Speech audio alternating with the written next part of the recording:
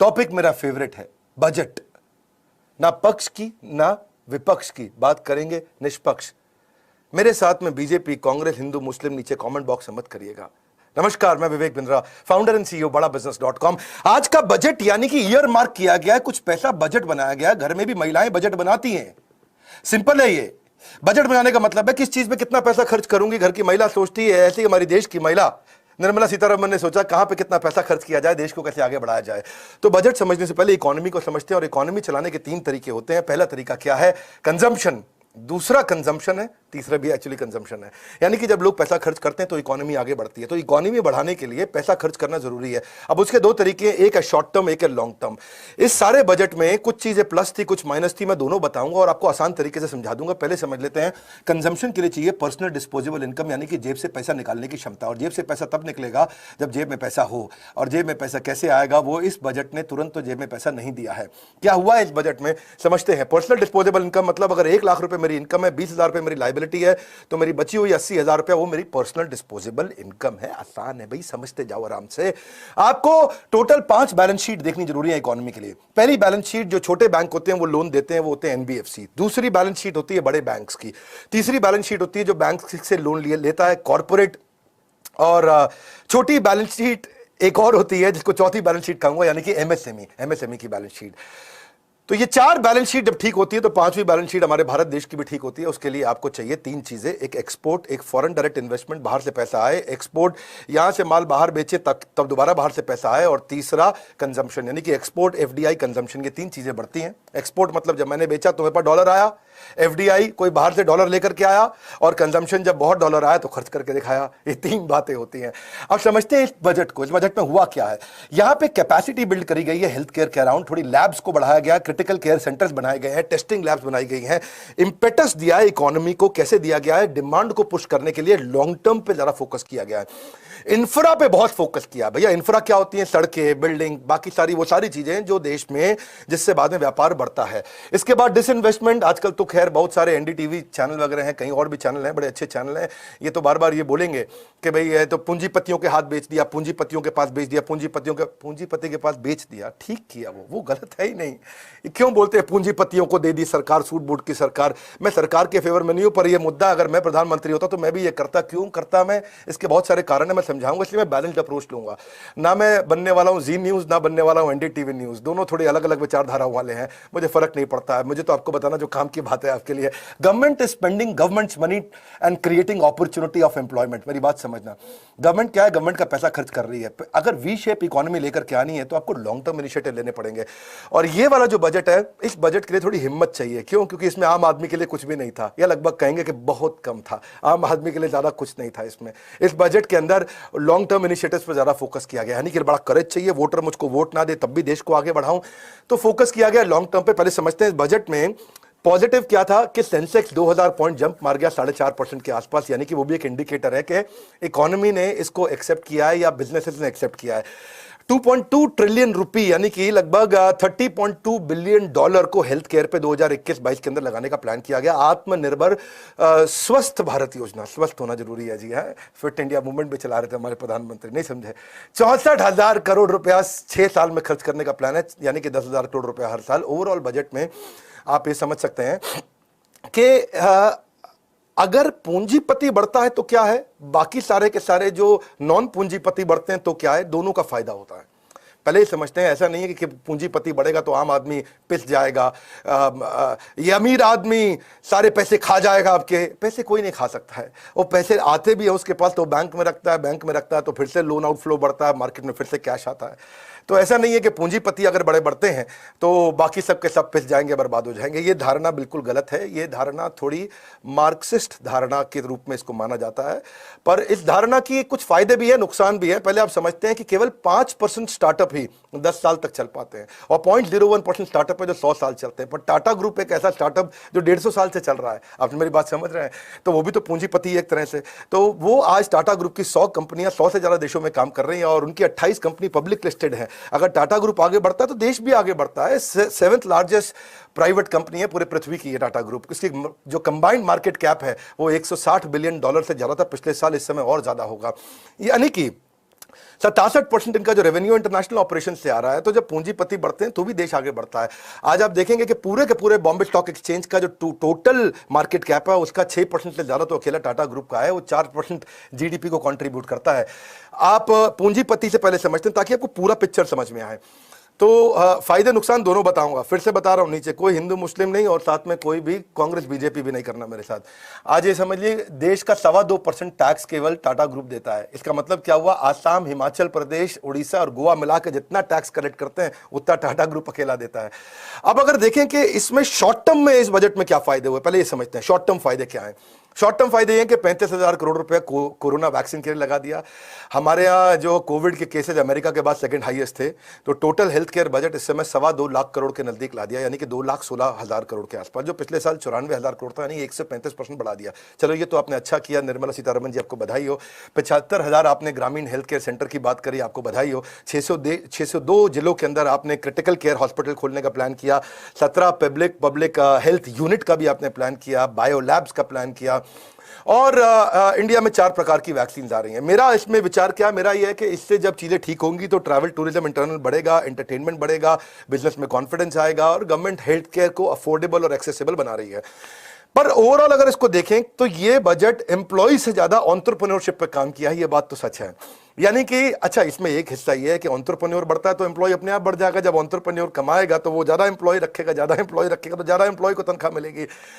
इसमें उन्होंने dispute resolution committee भी बना दी है कि अगर एंटरप्रेन्योर टैक्स नहीं दे पा रहा तो उसको कैसे मदद किया जाए।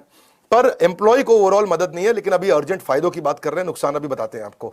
एनआरआई के लिए भी इन्होंने अच्छा कर दिया कि ओपीसी का मतलब क्या होता है, ओपीसी का मतलब होता है 1% कंपनी, एक ऐसा 1% जो आएगा बिना किसी डायरेक्टर के, को फाउंडर के, अपनी कंपनी यहां से चालू कर देगा। पहले उसके लिए 6 महीने उसको रेजिडेंसी चाहिए थी, उसको 4 महीने कर दिया और 1% अपनी रिस्ट्रिक्शन हटा दी है पेड अप कैपिटल की या टर्नओवर नॉर्म्स की, तो 1% अपने आप सीधा अपनी कंपनी चालू करेगा। उसका भी बड़ा फायदा है, दुनिया भर से लोग आएंगे इंडिया में आके कंपनी चालू करेंगे, उसका फायदा होगा। दूसरा, डिसइन्वेस्टमेंट किया, ये भी ना, इसके फायदे नुकसान लोग दोनों बताते हैं, मैं इसका फायदा ही बताऊंगा आपको। 2.25 लाख करोड़ रुपए का इन्होंने टारगेट रखा है। इन्होंने टैक्स पेयर पे प्रेशर नहीं डाला कि भैया मुझको और टैक्स दो, मेरा कोरोना में पैसा लग गया, मुझे किसान के लिए कुछ करना है मुझे, तो टैक्स पेयर को उन्होंने कहा तुम ऐसे ही रहो, तुमको नहीं छेड़खानी करेंगे। इन्होंने क्या किया, डिसइन्वेस्टमेंट का मतलब क्या है, गवर्नमेंट आईपीओ भी लेके आएगा, एलआईसी का, BPCL, shipping corporation, container corporation of India, IDBI, Nilachal इस्पात, पवन हंस, एयर इंडिया, इन सबको डिसइन्वेस्टमेंट का मतलब थोड़ा बेचेंगे, इसमें प्राइवेटाइजेशन लेकर के आएंगे। इससे क्या होता है, फिस्कल डेफिसिट घटता है।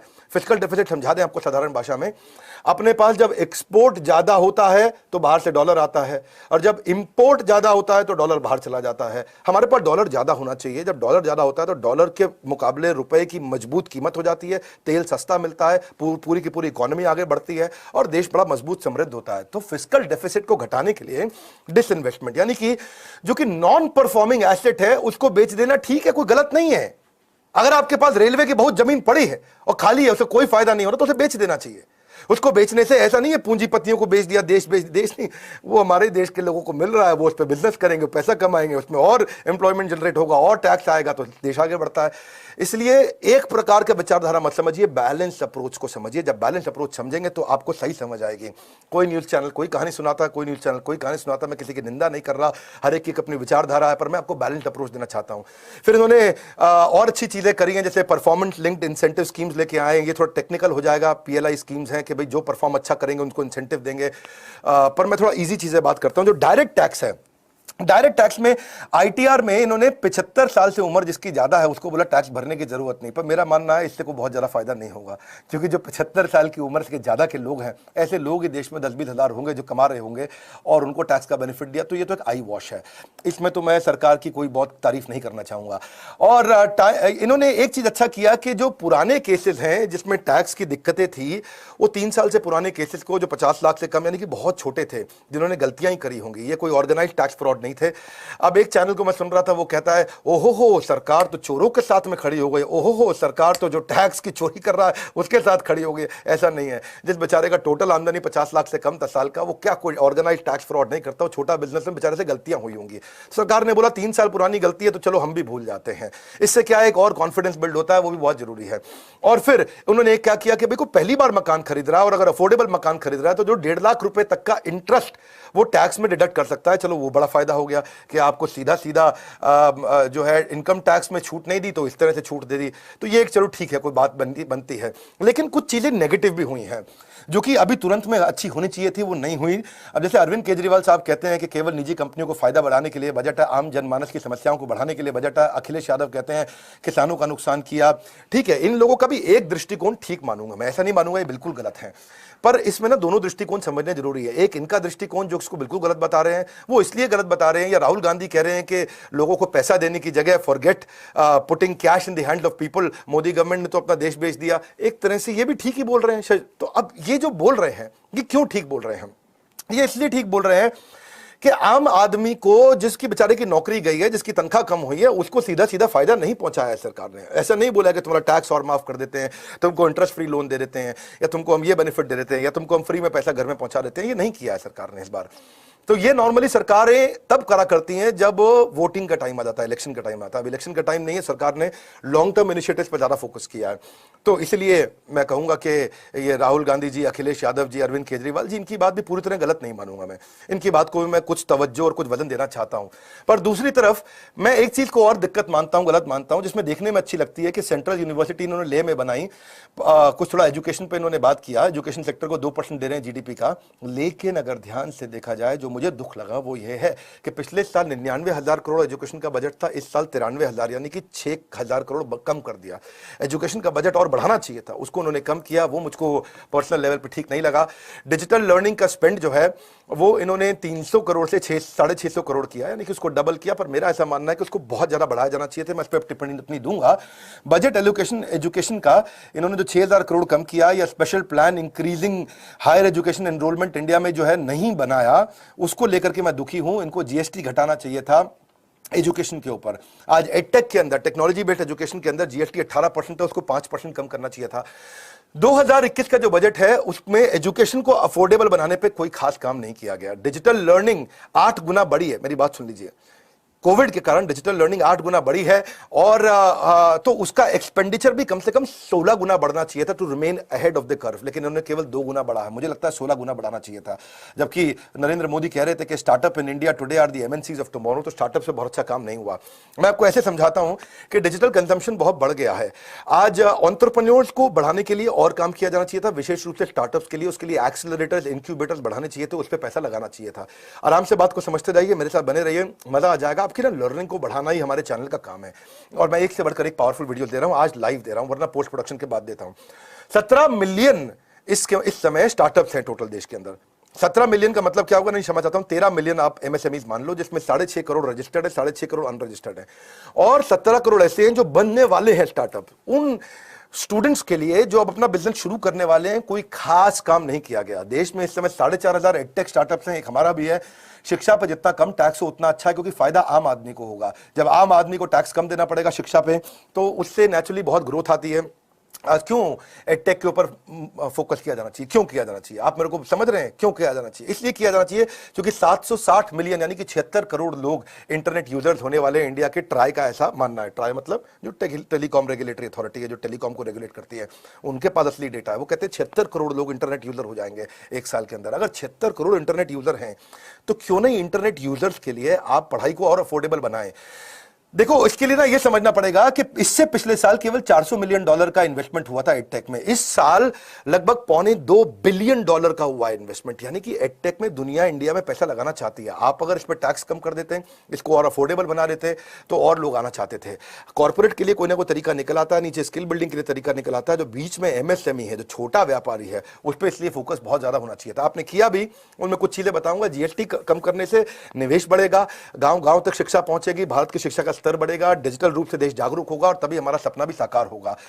अब आप करते हैं डायरेक्ट टैक्स की, जो मैंने बताया कि भाई इन हैंड सैलरी पे आपके कोई असर नहीं आया। लोगों ने सोचा था कि हमारी टैक्स को कम किया जाएगा, लेकिन टैक्स स्लैब पे कोई फोकस नहीं किया गया। फोकस किया गया लॉन्ग टर्म इकोनॉमी पे, और ईज ऑफ स्टार्टिंग बिजनेस में चलते हैं, थोड़ा उसके बारे में भी बात करते हैं। जिसको नया बिजनेस शुरू करना है, उसमें सिंगल विंडो सिस्टम पे निर्मला सीतारमण जी को बात करना चाहिए था, उस पर कोई खास बात हुई नहीं है। मेरा ऐसा मानना है कि ईज ऑफ डूइंग बिजनेस तो ठीक है, चलो आज हम 63वीं रैंक पे आ गए 190 देशों में, ईज ऑफ डूइंग बिजनेस। लेकिन दूसरी तरफ है ease of starting business. Business शुरू करने के लिए आज भी हम लोग 130वीं रैंक के पीछे चल रहे हैं, पूरी दुनिया में बहुत पीछे हैं। मैं ये उदाहरण कई बार दिया है कि रेस्टोरेंट खोलने के लिए दिल्ली के अंदर 45 डॉक्यूमेंट चाहिए, जिसमें 26 लाइसेंस दिल्ली पुलिस देती है आपको, और बंदूक खरीदने के लिए केवल 19 डॉक्यूमेंट चाहिए। यानी कि देश में दिल्ली के अंदर रेस्टोरेंट खोलना ज्यादा मुश्किल है, बंदूक खरीदना आसान है। आप बंदूक खरीदवा लो और बिजनेस ना खुलवा पाओ तो इसको क्या बोलेंगे? ईज ऑफ स्टार्टिंग बिजनेस आज भी कमजोर है, उस पर काम करना चाहिए। आपने 1% कंपनी पर काम किया, मैं आपकी अच्छाई की भी बात करूंगा, वो अच्छा किया आपने।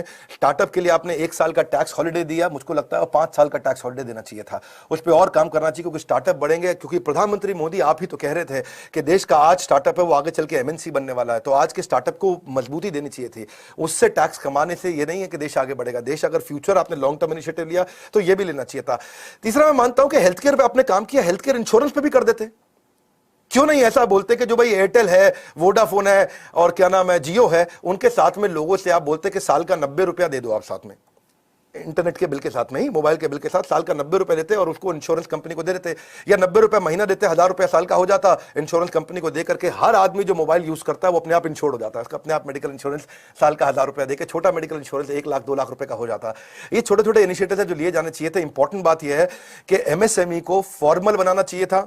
एमएसएमई को फॉर्मल बनाने के लिए आप उनकी रजिस्ट्रेशन पे काम करें, क्योंकि अगर रजिस्ट्रेशन नहीं हो रहा है एमएसएमई का, वो कच्चे में काम करता है तो टैक्स चोरी होती है, आपको टैक्स उससे ज्यादा मिलता है। 6.5 करोड़ छोटे व्यापारी जो रजिस्टर नहीं कर रहे, उसको रजिस्टर कराने पे इनिशिएटिव लिया जा सकता था। मुझको लगता है ये भी एक एरिया नेगेटिव है जहां पे काम किया जा सकता था, क्योंकि जब तक टैक्स की चोरी होती है, करप्शन बढ़ता है। अगर आप रजिस्टर करा दें उनको किसी प्रकार से, उस पर पैसे लगाते तो ज्यादा 6.5 करोड़ व्यापारी आज रजिस्टर करते, कच्चे में काम ना करते, पक्के में करते तो करप्शन नहीं बढ़ता।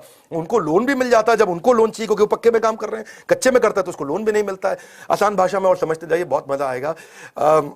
आज आप ये देख सकते हो हमारे साथ, मजे की बात क्या है कि हालांकि ये सारी चीजें पॉजिटिव लगती हैं, लेकिन अच्छा एक चीज और बता देता हूं मैं आपको, जैसे जैसे याद आता जा रहा है, क्योंकि मुझे ऐसा लगता है जब मैं भागता हूं ना तो मेरे बॉडी से पसीना नहीं निकलता, कंटेंट ही निकलता है। मैं इतना जल्दी जल्दी बोलता हूं, और आप भी नोट्स बनाते जाइए अगर आपको मजा आ रहा है। तो कैपिटल गेन के एग्जेम्पशन पे आपने 31 मार्च 2022 तक का बेनिफिट दिया। मुझको लगता है ये और दिया जा सकता था। यानी कि जैसे कोई बाहर से इन्वेस्टमेंट लेके आ रहा है, एक कंपनी जो आज 10 करोड़ की है, जब वो 100 करोड़ की हो जाती है तो आपने कहा कि ठीक है, उस पे जो टैक्स लगने वाला, यानी कि 90 करोड़ पर अगर 30% टैक्स लग जाएगा तो बहुत पैसा टैक्स का देना पड़ता है। इसलिए इन्वेस्टर वहां जाना चाहता है जहां पे टैक्स का उसको बेनिफिट मिल जाए। तो ऐसी जगह पे जहां पे स्टार्टअप का अगर कैपिटल गेन हो रहा है तो उसमें इन्वेस्टमेंट पर टैक्स कम करना चाहिए था।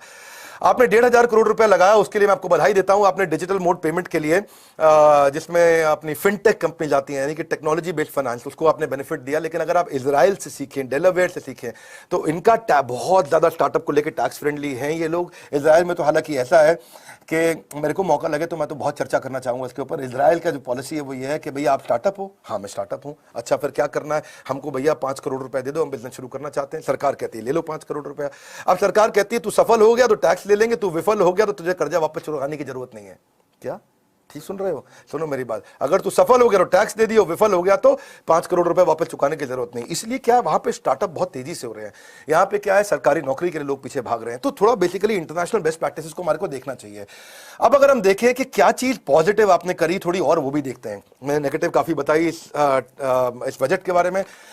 पॉजिटिव ये है कि आपने 15,700 करोड़ रुपया, जो कि पिछले साल के मुकाबले डबल है, वो आपने एमएसएमई के लिए लगाया, इन्वेस्ट किया। 3 लाख करोड़ रुपए का इमरजेंसी क्रेडिट लाइन भी आपने लगाया आत्मनिर्भर भारत के लिए, वो अच्छा लगा। बैंकिंग को आपने रिवाइवल करने के लिए 20,000 करोड़ रुपए लगाया, क्योंकि बैंक अच्छे होते हैं तो चीजें अच्छी होती ही हैं। उदय कोटक का कहना है कि ये वाला जो बजट है वो हेल्थ केयर, इंफ्रास्ट्रक्चर और फाइनेंशियल रिफॉर्म का बजट है। मैं सहमत हूं आपसे उदय कोटक जी।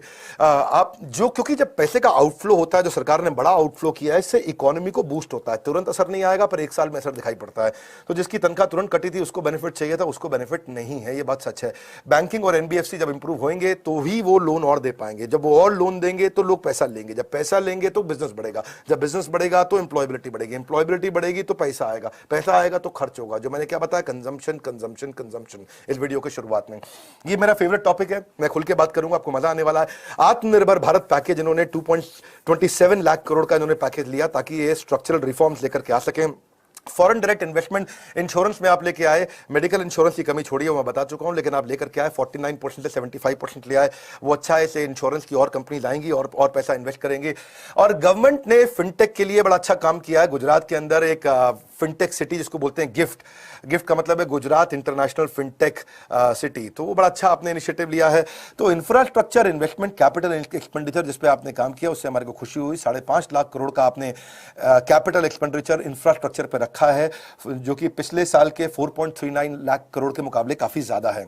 अब लोग कहते हैं कि भाई ये पूंजीपतियों की सरकार है। भैया जब इंफ्रास्ट्रक्चर बनेगा तो प्लम्बर भी आएगा, रोड बनाने वाला भी आएगा, इलेक्ट्रिशियन भी आएगा, बिल्डिंग बनेगी तो कारीगर भी आएगा, जब बिल्डिंग बनेगी तो वो ईंटा लगाने वाला मेसन सब आएगा, कारपेंटर भी आएगा, वो भी तो तनख्वाह लेगा, तो कैसे नहीं बढ़ेगी इकोनॉमी?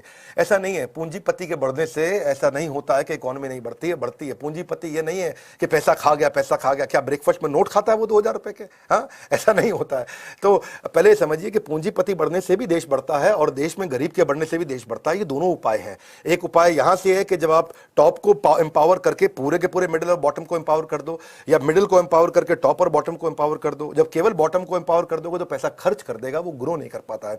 तो आपको सब तरफ से चलना जरूरी है इस समय। तो इंफ्रास्ट्रक्चर के क्रिएशन की मैं बधाई देता हूं आपको। रोड आप बनाने जा रहे हैं, इससे डोमेस्टिक टूरिज्म भी बढ़ेगा, इकोनॉमी को इंपेटस मिलेगा, डिमांड आगे चल के पुश होगी और एम्प्लॉयमेंट नेचुरली जनरेट होगा। इलेक्ट्रिसिटी प्रोवाइडर के साथ में एक अच्छा काम आपने क्या किया कि आप पोर्ट कर सकते हो। तेरी इलेक्ट्रिसिटी महंगी है, मैं तेरे साथ जा रहा हूं। तेरी इलेक्ट्रिसिटी कंपनी बहुत महंगी है, मैं तेरे साथ जा रहा हूं। तो चोर लग रहा है, मैं तेरे साथ जा रहा हूं। तो उसका मतलब क्या हो गया? कंज्यूमर एम्पावर हो गया, उसका जिसके साथ मन करे उसके साथ जाएगा। जैसे मोबाइल में होता है, वोडाफोन नहीं समझ में आ रहा, जियो में चले जाऊं, जियो समझ नहीं आ रहा, एयरटेल में चले जाऊं, इससे कंज्यूमर एम्पावर होता है। एग्रीकल्चर के अंदर आपने 16 लाख करोड़ के क्रेडिट का टारगेट आपने लिया। 1000 से ज्यादा आप मंडीज को अब दोबारा से डिजिटल करने जा रहे हैं, वो अच्छी चीज है। देखो, क्योंकि ना आपको जो बीच का तबका है उसको एम्पावर करना इसलिए भी जरूरी था कि जीडीपी का 29% केवल एमएसएमई कंट्रीब्यूट करता है, यानी कि लगभग 1/3, और 33% इंडिया का मैन्युफैक्चरिंग आउटपुट एमएसएमई लेके आता है, यानी कि छोटा व्यापारी। 12 करोड़ लोगों को ये एम्प्लॉयमेंट देते हैं और 48% ये देश का एक्सपोर्ट करते हैं। तो और आपने इसमें क्या किया? एमएसएमई की डेफिनेशन को चेंज कर दिया आपने, 50 लाख से 1 करोड़ कर दिया। इससे अच्छा है, उनके कंप्लायंस का टेंशन भी कम होगा, प्रोसीजरल टेंशन उनके थोड़े कम होंगे, और आपने उस पर फंड एलोकेशन भी किया है 30 से 35% जीडीपी में। चलो अब एक और बात बताते हैं आपको, वो है सोसाइटल सिक्योरिटी में मिनिमम वेजेस पे आपने अच्छा काम किया। अगर आप नीचे के तबके के गरीब लोगों की बात करें कि आपने कहा कि सबको मिनिमम वेज देना है और साथ में ईएसआईसी में कवर करना है। ईएसआईसी क्या होता है? ये वो स्कीम है जिससे उनकी हेल्थ वेल्थ पे काम कर सकते हैं, हॉस्पिटल का उनको बेनिफिट मिल जाता है ईएसआई का। और हाँ, आपने जिसकी मैं बात ऑलरेडी कर चुका हूँ, डिसइन्वेस्टमेंट की, यानी कि विनिवेश की, जिसमें डिफेंस का लैंड, रेलवे की जमीन और पीएसयूज की जमीन को आपने बेचा है। लिक्विडेट आपने किया अनप्रोडक्टिव एसेट को। इसके खिलाफ में कई लोग बोलते हैं बात, मैं इसके खिलाफ नहीं हूं, ये बहुत अच्छा आइडिया है, क्योंकि जब भी आप लिक्विडेट करेंगे अनप्रोडक्टिव एसेट को, जो एसेट मेरे को कुछ कमा के नहीं दे रहा है देश को, जो एसेट देश को कोई इनकम नहीं जनरेट करके दे रहा है, जब आप उसको बेचोगे तो देश में कैश आएगा, कैश आएगा, फिस्कल डेफिसिट मजबूत होगा। फिस्कल डेफिसिट मैं समझा चुका हूं, देश में डॉलर ज्यादा रहना चाहिए, क्योंकि डॉलर ही दुनिया को कंट्रोल करता है। जब हमारे देश में डॉलर ज्यादा होगा तो नेचुरली बेनिफिट होगा। तो ये वोट वाला बजट तो नहीं है, इसमें वोटर्स को नहीं लुभाया गया है। इसको मैं एक प्रकार से देश वाला बजट बोल सकता हूं। इसमें आम आदमी नुकसान में रहेगा, पर थोड़े दिनों बाद आम आदमी को भी फायदा होगा। देखो, ऐसे मानो कि पेन वर्सेस हेल्थ, इसमें ना आपको इंजेक्शन दे करके दर्द होता है, लेकिन हेल्थ लॉन्ग टर्म में ठीक होती है। क्योंकि आनंद महिंद्रा को मैंने पढ़ा तो वो कहते हैं कि उनके लिए बॉक्स टिक हो गया। आनंद महिंद्रा कहते हैं मेरी तरफ से ओके है। अब मैं अपने भी व्यूज देता हूं, मेरे व्यूज क्या है, ये तो चलो मैंने प्लस माइनस बताए। मेरे व्यूज क्या है, पहले समझो देश की ताकत क्या है। हमारे देश की ताकत है ह्यूमन कैपिटल, हमारे पास बहुत ज्यादा लोग हैं, हमारी पॉपुलेशन काफी ज्यादा है। तो मैं उसको कमजोरी की जगह 2 मिनट के लिए ताकत ही मानता हूं, क्योंकि इससे क्या होता है, हमारी प्रोपेंसिटी टू कंज्यूम बढ़ती है। जब लोग ज्यादा लोग ज्यादा खर्चा कर सकते हैं, तो फास्टेस्ट ग्रोइंग इकोनॉमी है हमारी। इसी कारण से एंटरप्रेन्योरशिप हमारे देश में काफी है और छोटे मोटे इनोवेशन आ रहे हैं। पर मुझे लगता है कि कुछ और चीजों में काम करना चाहिए था, जैसे कि जुडिशियल रिफॉर्म्स पे। आज हमारे पास में हर 10 लाख लोगों पे केवल 20 जजेस हैं। अगर 10 लाख लोगों पे 50 जज कर देते तो हमारा करप्शन अपने आप रिड्यूस हो जाता। मेरी बात समझ रहे हैं? क्योंकि जल्दी डिसीजन हो जाएगा। क्या हो जाएगा? जल्दी डिसीजन। क्योंकि आज देखो, अमेरिका के अंदर कोई डिसीजन जब कोर्ट में जाते हैं तो 1 साल में हो जाता है, और हमारे यहाँ 20-20 साल तक नहीं होता है। तो अगर आपको जल्दी डिसीजन चाहिए तो आपको नंबर ऑफ जजेस बढ़ा सकते थे। आपको ऐसा करना चाहिए, स्टेट्स को अपना पीएनएल मैनेज करने दें, क्योंकि स्टेट जब अपना प्रॉफिट एंड लॉस मैनेज करेंगे तो पता चल जाएगा कौन सा मुख्यमंत्री स्टेट को प्रॉफिट में रन कर रहा है, कौन सा लॉस में रन कर रहा है, क्योंकि पैसा स्टेट के पास ही है। ऐसा नहीं है कि पैसा उसकी जेब में जाता है। दूसरा, आपको एजुकेशन पे और टीचर्स पे काम करना चाहिए था कि quality of faculty should have improved. क्यों नहीं, जैसे आईपीएस आईआरएस होते हैं, आईएफएस होते हैं, ऐसे ही इंडियन टीचर सर्विसेज भी होने चाहिए, क्योंकि टीचिंग पे भी हमारे को पैसा लगाना चाहिए। चौथा, मैं बोलूंगा कि गवर्नमेंट को पॉलिसी मेकिंग में रहना चाहिए और कॉर्पोरेट को बिजनेस करना चाहिए। Government should not be in business. Government का business is not to do the business. Government का बिजनेस है to run the government and run the country, और बिजनेसमैन का काम है बिजनेस चलाएं। तो railways, airlines, oil and gas को जो प्राइवेटाइज करने पे जा रहे हैं, उसमें मेरे सुझाव पे ऑलरेडी टिक है, आपने उसमें अच्छा किया। ब्यूरोक्रेट्स के लिए मेरा एक सुझाव था कि इनको आप टिक इन कैरेट पे लेके जाएं, क्योंकि जब भी ब्यूरोक्रेट को अच्छा काम करना जाता है तो उसको कोई कैरेट तो मिलता नहीं है। ऐसा तो है नहीं कि ब्यूरोक्रेट को अच्छा काम करे तो उसको आप इंसेंटिव दे देते हैं, मिलती है उसको तनख्वाही है, लेकिन वो कोई गलती कर दे तो सीबीआई, सीएजी, सीवीसी उनके आगे लग जाती है। इसीलिए बेचारा ब्यूरोक्रेट चाह के भी बहुत बड़ा रेवोल्यूशन आज तक नहीं लेकर के आ पाया। अगर आप देखेंगे आज तक के हजारों ब्यूरोक्रेट जो हमारे देश में हुए, उनमें से बहुत लिमिटेड, केवल 10 के अंदर आप नंबर गिन पाएंगे, डबल डिजिट में भी नहीं जा पाएंगे, जो बड़े बड़े रिफॉर्म्स ला पाए। मैं ब्यूरोक्रेट्स की निंदा नहीं कर रहा क्योंकि वो बहुत बुद्धिमान है, पर आपने उनको आज एम्पावर करने की जगह उनको डिसएम्पावर इसलिए कर दिया क्योंकि आज वो कोई अच्छा काम करे तो आप थोड़ी उसको प्रॉफिट में हिस्सा दे देते हैं। अगर वो कोई बड़ा काम कर दे तो आप उसको क्या करते हैं, कोई मेडल भी बड़ी मुश्किल से जीवन भर में मिलता है। अगला छठा रिफॉर्म मुझे लगता है जिस पे काम कर सकते हैं, जो मेरा है विश्वास, जिसमें स्कॉलरशिप पे काम किया जाना चाहिए था 1 लाख करोड़ रुपए की। यानी कि बजाय के इसके कि मैं एससी एसटी हूं और बजाय के इसके कि मैं निचले तबके का हूं, केवल उस पर काम करने के बजाय आपको काम करना चाहिए कि जो कैपेबल है, जो बुद्धिमान है, उसको मैं स्कॉलरशिप दूंगा, चाहे वो पैसे वाला चाहे पैसे वाला नहीं है। इससे क्या होगा, कॉम्पिटेंट बच्चों को आगे बढ़ने का मौका मिलता। और मैं 7वां बात करना चाहूंगा कि इंडस्ट्री नेटवर्क क्लस्टरिंग पे काम होना चाहिए। अगर आप इंफ्रास्ट्रक्चर पे देखें, जापान से अगर मैं रहता तो कम से कम 1 लाख करोड़ रुपए का लोन और लेकर के आता 50 साल के लिए, जिसका बेनिफिट क्या है, कौन देखेगा 50 साल बाद जापान कहां पे और इंडिया कहां पे है। आराम आराम से उनको देते, इनका इंटरेस्ट रेट भी लगभग ना के बराबर है और उससे सारा का सारा इंफ्रास्ट्रक्चर बनाते और बढ़िया तरीके से। उसके लिए मैं आपको बधाई देता हूं, उस पर आप काम कर रहे हैं, आगे बढ़ रहे हैं अर्बनाइजेशन और इंफ्रास्ट्रक्चर पे। जो जहां भी 1 लाख की पॉपुलेशन हो जाती है वहां पे अर्बनाइजेशन बहुत जरूरी है। वहां अर्बनाइजेशन आ जाता है तो वहां पे आसपास के छोटे छोटे कनेक्टेड गांव भी अपने आप समृद्ध होने लग जाते हैं। लेबर इंटेंसिव बिजनेस को मैं 10वां सुझाव दूंगा कि उसको और ज्यादा एफिशिएंट बनाना चाहिए लेबर इंटेंसिव बिजनेस को, तो उसके ऊपर हमारे को थोड़ा नीचे के तबके पे और एजुकेशन पे काम करना चाहिए। फिर मैं बताऊंगा कि अपना 11वां सुझाव कि गवर्नमेंट को स्टार्टअप पे बहुत ज्यादा पैसा लगाना चाहिए था, इंक्यूबेटर, एक्सेलरेटर, जिसकी बात भी मैंने करी, इस पर करना चाहिए क्योंकि फैसिलिटी उस पर आज भी बहुत न्यूनतम है। मेंटर सरकार को देने चाहिए कि आज हम लोग सरकार को कहना चाहिए कि हम 25,000 मेंटर दे रहे हैं सरकार की तनख्वाह पे। जिसको भी बिजनेस अच्छा करना, अगर उनका आइडिया अच्छा है तो सरकार के मेंटर्स आके, जिनको सरकार 3 लाख रुपए महीना तनख्वाह दे और ऐसे 25,000 मेंटर सरकार क्रिएट कर दे, तो वो इंक्यूबेटर, एक्सेलरेटर की तरह काम कर सकते हैं। इसीलिए मेरा मानना है कि आपको अपने लीडर्स वाइजली चूज करने चाहिए। चंद्रगुप्त मौर्य ने चाणक्य को चूज किया था और आपको भी पुराना भारत ही हमारे को आगे लेके जाता है, जहां पे भगवत गीता में वैल्यूज, प्रिंसिपल्स और मोरालिटी सिखाती हैं। बहरहाल आपके लिए क्या है, आपके लिए 2 बातें हैं, एक faster adoption to new technology, faster adoption to new process, तभी आप आगे बढ़ सकते हैं, तभी इकोनॉमी भी वी शेप में आएगी। मेरे को और आपको आगे बढ़ना पड़ेगा। इसलिए मैं भी इनिशिएटिव ले रहा हूं ताकि लोग फास्टर अडैप्टेशन कर सकें टेक्नोलॉजी को भी और नए प्रोसेस को भी।